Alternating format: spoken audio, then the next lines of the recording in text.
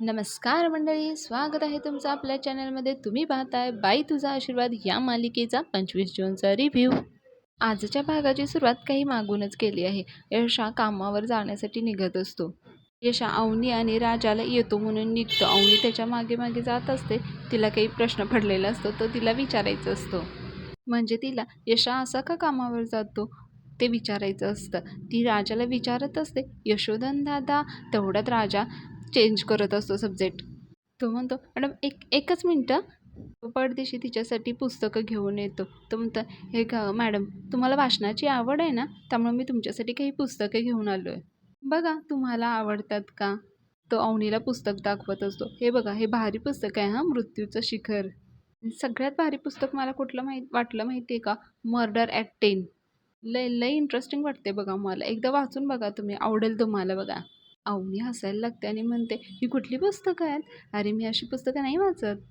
राजा म्हणतो, हां नाही का. मग अवनी म्हणते, अरे हां म्हणजे आहेत माझ्याकडे माझ्या आवडीची पुस्तकं, आर्किटेक्चरची, स्टोरी ऑफ बिल्डिंग्स वगैरे. मग राजा म्हणतो, हां हां तुम्ही तसली पुस्तकं वाचत असणार नाही का. सॉरी हां, मला असं ते वाटलं. ठीक आहे, तुमच्याकडे जी पुस्तकं आहेत ना ती वाचा तुम्ही. म्हणून राजा ती पुस्तकं ठेवायला जात असतो. तेवढं अवनीमध्ये, ए राजा. राजाला कळतं अवनी काहीतरी त्याला विचारणार. राजा हां म्हणतो. अवनी म्हणते, अरे यशोधन दादा कॉन्ट्रॅक्टर आहेत ना. राजा म्हणतो, हो. तो बांधकाम क्षेत्रातच आहे. वेळच शपथ हां, आणि आता तो साईटवरच गेलाय. अवनी म्हणते, अरे पण असं पिशवीत वगैरे सामान घेऊन गेलेत कसं काय. राजा नेहमीप्रमाणे थापा मारतो. तो म्हणतो, काय आहे ना, आमचा यशोदा आहे ना, खूपच डाऊन टू अर्थ माणूस आहे. म्हणजे काय आहे, एकेकाळी तो पण मिस्त्री होता ना, आणि आता तो एक खूप मोठा गुत्तेदार झाला आहे. त्यामुळे त्यानं सगळा प्रवास बघितलाय. त्याला माहिती आहे बाकीच्या वर्कर्सबरोबर कसं वागायचं, कसं मिळून मिसळून राहायचं. म्हणजे कसं एकदम युनिटी राहते ना. त्याची बिझनेस स्ट्रॅटर्जी आहे ती. माऊनीमध्ये पण असं सायकलवरून का जातात. त्या परत थापा मारतो. जसं हल्ली ट्रॅफिक केवढी आहे ना, आणि आमच्या दादाची डिमांड. मार्केटमध्ये त्याची एक नाही 100 साईड सुरू आहेत. एक ह्या साईडला, एक त्या साईडला. मग काय आता एवढं ट्रॅफिक झालंय, मग गाडीपेक्षा त्याला सायकल बरी पडते हो. असं कसं पटकन दुसऱ्या साईडवर जाता येतं. तुम्हाला आलं असेल ना लक्षात, तो धावपळीत असतो नेहमी ते. आवडीचं मात्र काही समाधान झालेलं नसतं. ती त्याला म्हणत असते, पण तरीही. अहो पण काय आहे आता. हे बघा, मी तुम्हाला सांगते, तुमचं पण कधीतरी ऑफिस होईल की नाही, तेव्हा तुम्ही पण असंच राहा, एकदम डाऊन टू अर्थ. एकदम आहे ना, जमिनीवर पाय रोवून राहा तुम्ही. अवनी म्हणते, माझं ऑफिस काय माहिती कधी होतंय माझं ऑफिस. त्याच्यामध्ये अहो होणार ना. तुम्ही होप कशाला सोडताय, लवकरच होणार. तुम्हाला माहिती आहे ना, होप लय. अवनी म्हणते, तोफ चीज आहे. त्याच्यामध्ये हां बरोबर आहे. या एका वाक्यानेच तुम्ही कसं हसलात. अवनी परत हसायला लागते. मग राजा तिला म्हणत असतो, तुम्हाला माहिती आहे का, रडायला 100 कारणं लागतात पण हसायला एकच कारण लागतं. अवनी म्हणते, तुला काय वाटलं हा काय पिक्चर आहे, हिरोसारखी डायलॉग बाजी करतोयस ते. आणि मी काय तुझी हिरोईन नाही आहे. राजा म्हणते, नाही मी ते ॲज अ फ्रेंडच म्हणत होतो. थोडी म्हणते, अहो तुम्ही हे पुस्तक वाचून तर बघा, मर्डर ॲट 10. एक नंबर इंटरेस्टिंग पुस्तक आहे. तुम्हाला आवडेल, वाचून बघा, एन्जॉय करा. आलोच हं, म्हणून तो बाहेर जातो. फायनली कसं तरी अवनीला तो गुंडाळलेला असतो ना, मग तो बाहेर जातो आणि बाहेरून परत अवनीकडे बघत असतो आणि स्वतःशीच मनाशी बोलायला लागतो, देवी आई अजून किती खोटं बोलायला लागणार आहे मला. खरं कळल्यावर देवी मॅडम वाट पण बघणार, डायरेक्ट मर्डरात डांगट करतील. आणि मग पुढचा सीन अवनीच्या घरातील घेतलेला आहे. इकडे महेशने त्याच्या आईला आणि स्वातीला अवनीचा तो व्हिडिओ दाखवलेला असतो. अवनी खूप रडत असते ना त्यामध्ये, ते बघून त्या देखील दोघी रडत असतात. त्यांना खूप वाईट वाटत असतं. अवनीची आई संगीता म्हणत असते, हट्टी आहे मुलगी. कळकळीने सांगत होतो तिला, पण ऐकलं नाही तिनं. आता या हट्टीपणाचे काय परिणाम भोगायला लागतात बघ ना. ती रडत असते. पुढे म्हणतच, आई बाबा चांगल्यासाठी सांगत होते, हे कसं लक्षात आलं नाही ग स्वाती तिच्या. 2 दिवस नाही झाले तर छळ सुरू झाला ग तिचा. बघितलंस ना ग, किती किती रडत होती ग ती. कसं होणार आहे तिचं त्या घरात काय माहिती. सगळ्यांना इकडे खूप टेन्शन आलेलं असतं. मग महेश म्हणतो, हां वाईटच होणार आहे तिचं. संगीता पुढे म्हणते, अरे महेश कसं बोलतोयस तू, बहीण आहे ना रे ती तुझी. महेश म्हणतो, अगं तिला कळायला नको का हे. संगीता खूप इमोशनल झालेल्या असतात, त्यामुळे तसंच. अरे अवनीच्या डोळ्यात जरा जरी पाणी आलं ना, की हे घर डोक्यावर घ्यायचे रे. आणि आता बघ ना, महेश म्हणतो, "अरे तू का रडतीयस ग आई? काही गरज नाहीये तिच्यासाठी रडायची. ही वेळ आहे ना तिनं स्वतः ओढवून घेतली आहे स्वतःवर. भोगू देत ना तिला तिच्या कर्माची फळं. तिनं स्वतः केले तर तिला भोगायला पाहिजे ते." स्वाती महेशला विचारते, "महेश मला सांग हे व्हिडिओ कोण पाठवतंय तुला?" महेश म्हणतो, "ते त्या लोकांच्या बाजूला ना राहते ती बाई पाठवते. आत्या आहे बहुतेक त्यांची. ती म्हणत होती घेऊन जा तिला इथून." संगीता म्हणते महेशला, "महेश आपण घेऊन येऊया का तिला इकडे?" महेश चिडतो आणि म्हणतो, "नाही, अजिबात नाही. तिला इथे अजिबात आणायचं नाही आणि आपणही तिकडे जायचं नाही आहे." आणि तो जवळपास स्वातीला उद्देशून म्हणत असतो आणि तिच्याशी बोलायचं सुद्धा नाही आहे. कळलं का? अवनीच्या आईला संगीताला खूपच वाईट वाटत असतं, त्यामुळे ती खूप रडत असते. पुढचा सीन पायलचा घेतलेला आहे. पायल देखील इकडं रडत बसलेली असते तिच्या मैत्रिणीसोबत. खूप मोठमोठ्याने रडत असते. तिची मैत्रीण तिला समजवत असते, "अगं पायल, पायल काय झालंय? सांगणार आहेस की नाहीस तू?" पायलला पाला बोललेल्याचं खूप वाईट वाटत असतं. त्यामुळे ती म्हणत असते, "माझा पालू, माझं जानू मला खूप काही काही बोलला. माझ्या अंगावर आहे ना वस्कन आला. मला ना खूप खूप खूप वाईट वाटतंय. मला ना तो कधीच कधीच आजपर्यंत असं नाही बोललाय गं वाईट तो." तिची मैत्रीण म्हणते, "असं अशिक्षित एकानं बरोबर प्रेम केलं तर असंच होणार ना मग." त्याला म्हणते, "ए वृत्ते, आगाऊ बोलू नको हं. माझा पाल्या जानू तसं नाही आहे." तिची मैत्रीण म्हणते, "एवढा बोलला, एवढं सुनवलं, एवढं काही काही झालं, तरी पण तू त्याचीच बाजू घे हां." पण पायल मात्र त्याच्याच बाजूने असते. ती म्हणते, "घेणार मी त्याची बाजू. कारण मला माहिती आहे ना माझा पालू कसा आहे ते."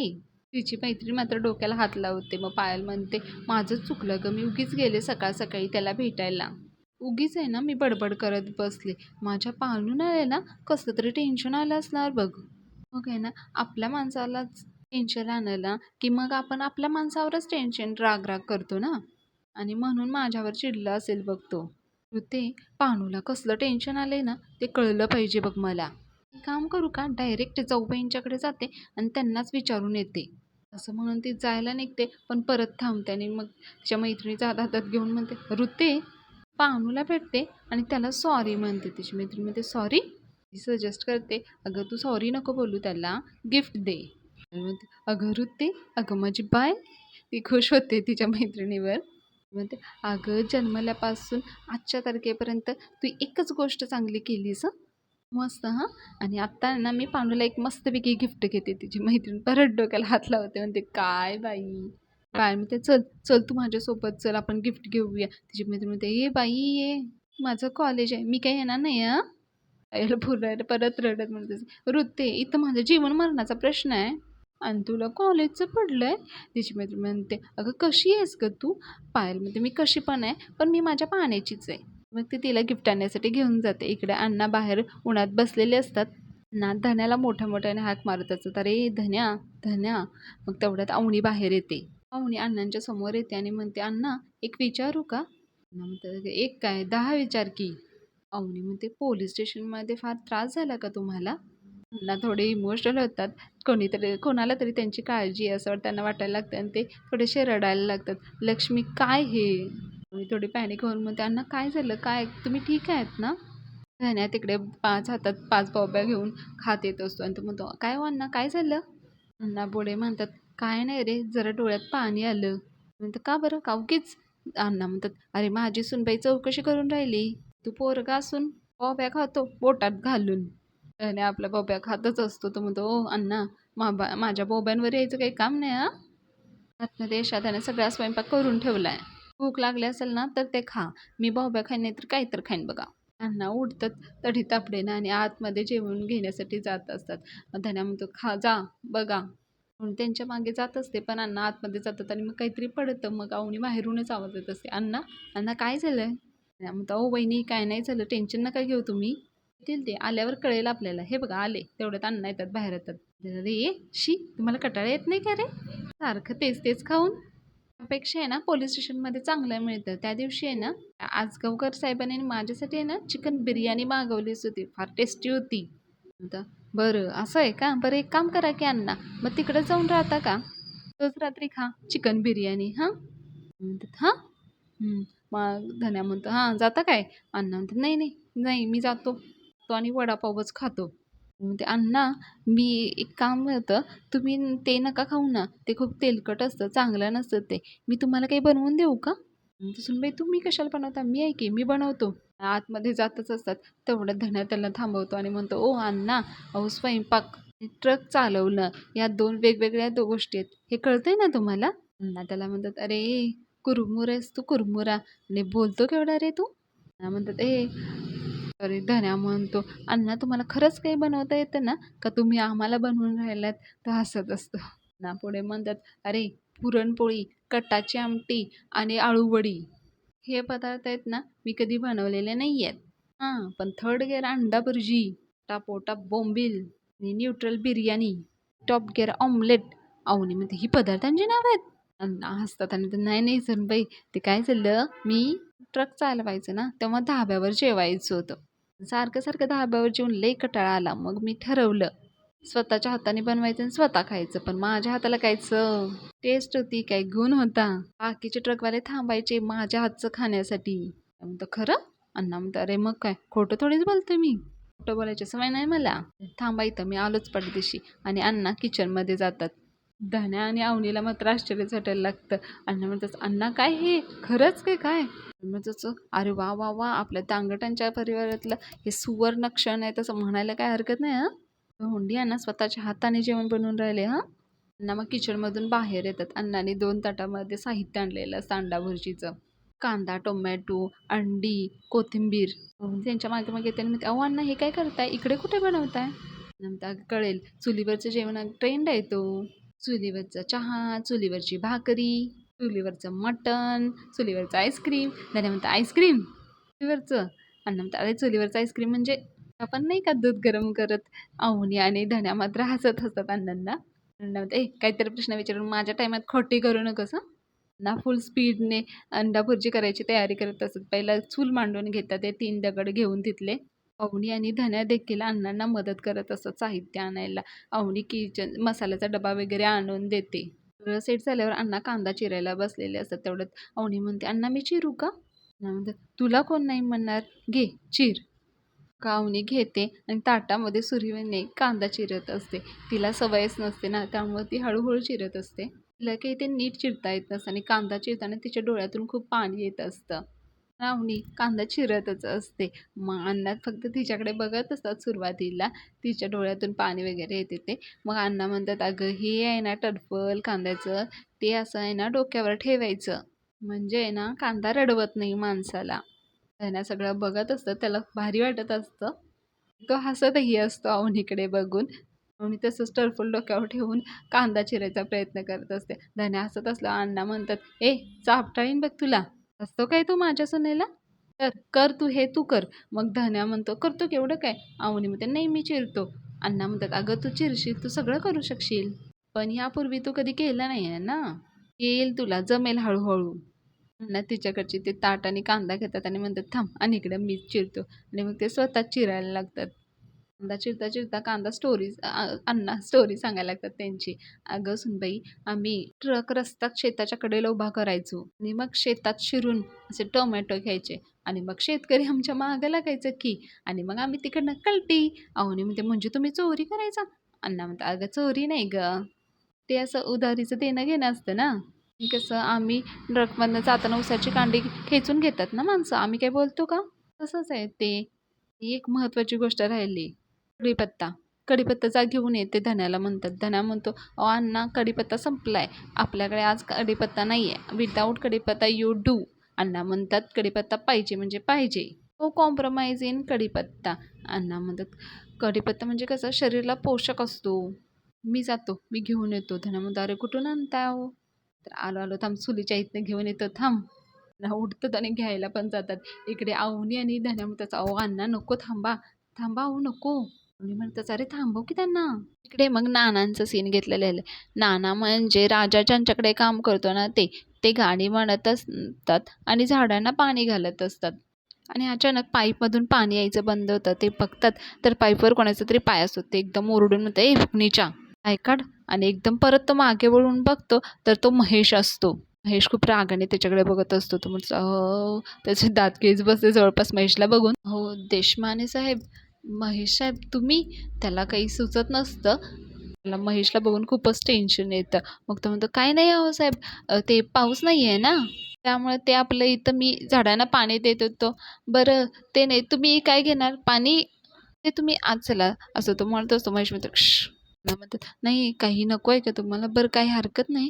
काय काम काढलंत तुम्ही माझ्याकडं?" महेश म्हणतो, "त्या ड्रायव्हरला तुम्ही कामावरून काढायचं." नाना म्हणतात, "म्हणजे कुठल्या ड्रायव्हरला कामावरून काढायचं?" महेश ओरडत बाहेर आणतो.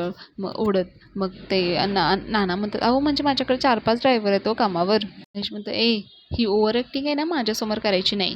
तो राजा ड्रायव्हर त्याला कामावरून काढून टाकायचं. ना म्हणत "अहो साहेब कशाला काढताय त्याला कामावरनं?"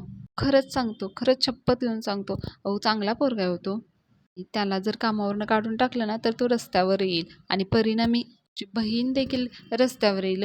महेश त्याला एकदम ओरडतो आणि त्याचं कॉलर पकडतो. महेश त्याला धमकवतो. त्या राजाला कामावरून काढायचं. नाहीतर आहे ना तुझं घर, तुझ्या गाड्या, आणि तू सगळं जाळून टाकीन हां. आणि तो मग त्याला सोडून देतो. तो खूप घाबरलेला असतो नाना. महेश जात असतो परत थांबतो आणि म्हणतो, आणि अजून एक गोष्ट, तो राजा भेटला ना त्याला सांगायचं महेश सरांच्या समोर यायचं नाही म्हणून. जर तो माझ्या समोर आला ना तर त्याला उभा कापून टाकीन मी. आणि मग महेश तिथून निघून जातो. नानांना खूप टेन्शन आलेलं असतं. महेश त्याच रोडवरून जात असतो, ज्या रोडवरून समोरून राजा देखील येत असतो. पण राजाचं देखील महेशच्या गाडीकडे किंवा महेशकडे लक्ष नसतं आणि नेमका जेव्हा राजा त्याच्या समोर येतो, तेव्हा महेशला कोणाचा तरी फोन येतो आणि तो फोनवर बघत असतं. तेवढ्यात राजा तिथून निघून जातो आणि महेश तो फोन कट करून पुढे निघून जातो. राजा डायरेक्ट येतो आणि म्हणतो, "ओ गुड मॉर्निंग नाना." नाना पहिलं गुड मॉर्निंग म्हणतात, परत म्हणतात, "रे इकडे इकडे." "तू कशाला आला इथे? काय काम आहे तुझं?" राज म्हणतो, "अहो कशाला काय? अहो काय चावी न्यायला आलोय. बॅक टू वर्क आजपासून." ना म्हणतात, "काही बॅक टू वर्क नाहीये. मी आजपासून तुला कामावर काढलंय. जा तू आता." म्हणतो, "अहो 2च 4 दिवस झालेत." मग नाना म्हणतात, "मी तुला सांगितलं ना कामावरून काढलंय तर जा." राज म्हणतो, "ओ नाना तुम्हाला कन्फर्म पाप लागणार आहे सांगतोय मी तुम्हाला." नाना म्हणतात, "अच्छा म्हणजे उलटे-सुलटे धंदे करायचे तुम्ही. पाप मला लागणार नाही का?" राजा म्हणतो, "हां लागणार की. का नाही लागणार सांगा ना." नाना 2चे 4 हात झालेत माझे. अण्णा आहेत, घरात 4 भाऊ आहेत. काय खायचं काय आम्ही? अहो तुमच्या पलीकडे कोणाचा तरी विचार करा." नाना म्हणतात, "अच्छा म्हणजे विचारसुद्धा मीच करायचा ना?" राजा म्हणतो, "अहो माझा विचार कोणीतरी केला पाहिजे ना, म्हणजे तुम्ही करा ना तुम्ही." अण्णा म्हणतात, आवाज कमी, खाली बोलायचा." राजा म्हणतो, "कळते मला मालकपणाचा एवढा इगो? तुमच्या इगोपायी मला बेरोजगार करणार का तुम्ही?" अण्णा म्हणतात, "हां विचार करतोच." न राजा म्हणतो, "हां विचार बदला मग तुम्ही." म्हणतात, "बदलणार नाही चल." राजा म्हणतो, "अहो तुम्ही लाग काढा हो मला कामावरनं, पण मी जाणार नाही, मी आहेतच." नाना म्हणतात, "अरे केवढं निर्लज्ज माणूस आहेस रे तू." राजा म्हणतो, "नाना मी निर्लज्ज? अहो मी मेहनत केली म्हणून हे 2 मजले घर बांधलात तुम्ही. विसरलात का साधं वास्तुशांतीला बोलवलं नाही तुम्ही मला. दिवस रात्र ट्रिपा करायला लावल्यात. एक एक सुट्टी दिली नाहीत. तरी पण काय बोललो का मी तुम्हाला? पाहुण्यांच्याकडे पाठवायचे ते विसरलात का? अहो गाडी झोपवायचे ते मला. चहा साधा विचारला नाही मला. पाहुणे पण तुमच्यासारखेच आणि बायको पण तुमची. चौकात जायचं असलं तरी गाडी काढायला होते मला. एक पैसा पण एक्स्ट्रा घेतलेला नाही मी तुम्हाचा माहिती आहे का?" नाना म्हणतात, "अच्छा तर हे ऐकवणार राजा तू मला?" राजा म्हणतो, "मग काय नाना तुम्ही काय ऑप्शन ठेवलाय माझ्याकडे?" म्हणतो, "चल निघ तुझ्यासारखे ना मला 1000 ड्रायव्हर मिळतील. चल निघ तू आलं का तुझ्या लक्षात?" राजा थोडा म्हणत असतो, "नाना." पण नाना म्हणतात, चल निघ पोलिसांना बोलवी ना मी." राजा म्हणतो, "नाना मी गरीब आहे पण मी खुद्दार आहे बघाचं. नाही मी स्वतःची ट्रॅव्हल कंपनी काढली आणि तुम्हाला ड्रायव्हर म्हणून ठेवला ना, नाव नाही लावणार. धनराज धोंडीराज दांगट बघा गेली तुमची गेली उडत नोकरी. तर गेली ना मग चला निघा." 2 पावले पुढे जातो आणि म्हणतो, "परत बघा परत विचार करा." म्हणतो, "अरे तुला कोण थांबवले? निघ की आता." परत 2 पावले जातो आणि म्हणतो, "फायनल ऑफर देतोय तुम्हाला सांगा." "बुका." नाना म्हणतात, चल निघ इथून." पुढे रागाने जातो परत मागे येतो आणि नानांच्या पाया पडतो, "ओ नाना एवढे वर्ष नोकरी करतोय तुमच्याकडे जरा समजून घ्या ना. नवीन नवीन संसार आहे माझा जरासा समजून घ्या ना प्लीज हो." नाना त्याला उभं करतात आणि म्हणतात, "अरे राजा, अरे बाबा तुला चांगलंच माहिती आहे तू कोणाशी लग्न केलेस ते. ते चंद्रकांत देशमानेंची मुलगी आहे ती आणि हे बघ मला नाही या सगळ्या प्रकरणामध्ये माझा धंदा बंद नाही करायचा आहे." राजा म्हणतो, "राणा तुम्हाला कोणीतरी धमका दिली आहे का?" "नाही नाही थांबा मी आता त्याची गणगणच मिळवतो." जो जात असतो. नाना म्हणतात, राजा थांब थांब मला ना कुठलीही आफत नको आहे माझं थोडं ऐक. मी नाही ठेवू शकत तुला नोकरीवर." राजा म्हणतो, "अहो अण्णा असं नका ना करू माझ्या नोकरीवरच सगळं चाललं आहे. जरा प्लीज काहीतरी बघा ना थोडं कन्सिडर करा ना. तुला नोकरी करायची ना खरंच करायची आहे ना?" राजा म्हणतो, "हो नाना." नाना म्हणतो, "त्याच्यावर एकच पर्याय तू आहे ना त्या चंद्रकांत देशपांडेंच्या मुलीला तिला तिच्या घरी नेऊन सोड, आत्ताच्या आत्ता नेऊन सोड. हवं तर ती खिशातून किल्ली काढतात आणि त्याच्या हातात देतात आणि म्हणतात, हवं तर ही किल्ली घे आणि गाडी माझी घेऊन जा, तुझी नोकरी पक्की आहे. राजा म्हणतो, नाना माझ्या या नोकरीपेक्षा त्यांची स्वप्न खूप महत्त्वाची आहेत. आता जर त्यांना मी घरी सोडलं ना तर त्यांची स्वप्न कायमची बंद होतील. राजा त्यांच्या गाडीची किल्ली त्यांच्या हातात देतो आणि म्हणतो, नाना तुम्ही भारी, मी आभारी. तो हात जोडतो. मग म्हणतो, तुम्हाला काय हो, माझ्यासारखे 1000 ड्रायव्हर मिळतील, या बोलवून एखाद्याला. मग तो परत त्यांना हात जोडतो आणि निघून जातो. त्यांना थोडंसं वाईटच वाटत असतं. पुढे मग अण्णांचं सीन घेतलेलं. अण्णा सुलक्षणाच्या घरातनं कढीपत्ता आणायला आलेले असतात. तेवढ्यात सुलक्षणा बाहेर येते. अण्णा कढीपत्ता तोडतच असतात. सुलक्षणा मग तेवढ्यात येते, पण बाहेर येते, पण तिचं लक्ष नसतं. अण्णांचं मात्र लक्ष जातं तिच्याकडे. ते घाबरायला लागतात. ते एक आयडिया करतात. मज्जा आहे मंडळी. तिथं असलेलं एखाद मोकळं बॅरेलला त्यांच्या डोक्यावर घेतात आणि त्याच्या आतमध्ये जाऊन बसतात आणि हळूहळू चालत चालत पुढे पुढे येत असतात. लक्षणाचं सुरुवातीला काही लक्ष नसतं, पण काहीतरी हलतंय ह्याची जाणीव होते आणि ती बघायला लागते काय होते ते. अण्णा परत तिथेच थांबतात. सुलक्षणा बघते आणि मग परत तिच्या कामाला लागते. परत ते बॅरेल थोडंसं पुरं आल्याचं तिला जाणवतं. विचार करत असते, हे तिथून इथं कसं आलं. ती घाबरत घाबरत त्याच्यानं जवळ जायला निघते. मग हळूहळू पुढे पुढे जात असते आणि ती त्या बॅरेलला टच करणार, हात लावतेच की तेवढ्यात अण्णा त्याच्यातून बाहेर येतात, बॅरेल टाकून देतात आणि मोठ्याने ओरडायला लागते, हा हा हा हा. अक्षरा खूपच घाबरते आणि ती देखील ओरडायला लागते. अण्णा देखील मंकीसारखं हो हो हो करायला लागतात. इकडे अवनी आणि धन्या खूप हसत असतात. रक्षणा घाबरून तिथेच टाकते सगळं काही आणि आतमध्ये पळून जाते. अण्णा हळूच तिथून मग पळत पळत बाहेर येतात. अण्णा मग त्यांच्या दारात येऊन मग नाचायला लागतात, ही कावणीन टराकली, घाबरून सटाकली. अण्णा खूप नाचत असतात. सुलक्षणा म्हणते, ए धोंड्या, खबरदार माझ्या दारात पाय ठेवला तर. अण्णांचा डान्स मात्र काही थांबत नसतो. मग तसं ओ अण्णा काय चावचाव करते, ती येईल ना परत, चला तुम्ही. सुलक्षणा म्हणत असते, बघच मी आता काय करते ते दाखवतेच तुला.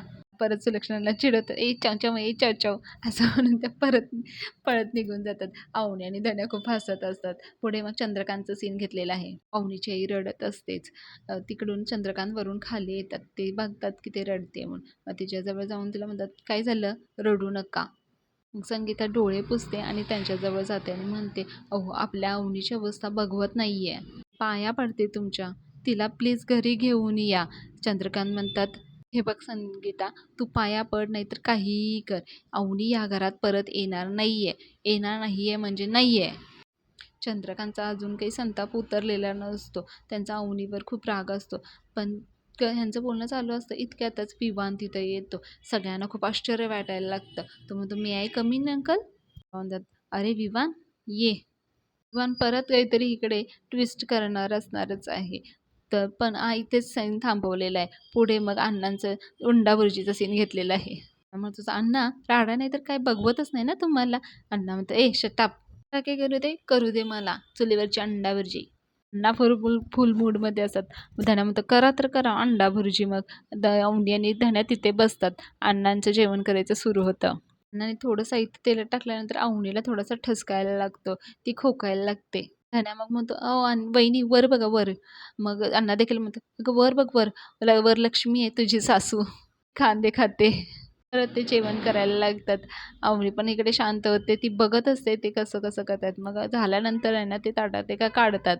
ते ताट अवनी आणि धन्यासमोर ठेवतात. धन्या त्याच्यात हात घालत असतो. अण्णा त्याच्या हातावर मारतात. म्हणतात, सुनबाई तुला काय म्हटलं होतं, मी एक महत्त्वाचं काम देणार आहे बरं. ताट तिच्याकडे देतात आणि म्हणतात, हे घे घे आणि सांग टेस्ट कशी आहे ते, कशी झाली आहे भुर्जी ते सांग मला. अवनी देखील घेते आणि ती खाते. अवनीला देखील भुर्जी फार आवडलेली असते. अण्णा परत परत विचारतात, कशी आहे भुर्जी. धन्या मात्र तिच्या तोंडाकडे बघत असतो. अवनी म्हणते, मस्त झाली आहे, खूप मस्त झाली आहे.